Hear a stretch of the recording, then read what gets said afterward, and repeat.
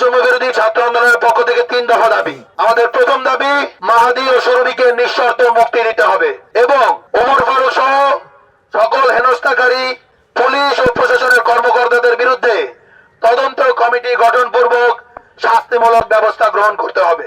আমাদের দ্বিতীয় দফা হলো, জুলাই গণঅভ্যুত্থানে অংশগ্রহণকারী ছাত্র শ্রমিক জনতার 1 জুলাই থেকে 8 আগস্ট পর্যন্ত পরিচালিত সকল কর্মকাণ্ডের জন্য দায় মুক্তি প্রদান করে অবিলম্বে রাষ্ট্রপতির মাধ্যমে অধ্যাদেশ জারি করতে হবে। আমাদের 3 নম্বর দফা, সেটি হলো জুলাই বিপ্লবে গুরুত্বপূর্ণ অবদান রাখা সেনা, নৌ, বিমান বাহিনী সহ সামরিক, আধা সামরিক ও বেসামরিক প্রশাসনের সকল কর্মকর্তা, সৈনিক ও কর্মচারীদের ইতিহাস লিপিবদ্ধ করতে হবে। তাদেরকে সম্মাননা, স্বীকৃতি ও আইনি সুরক্ষা নিশ্চিত করতে হবে।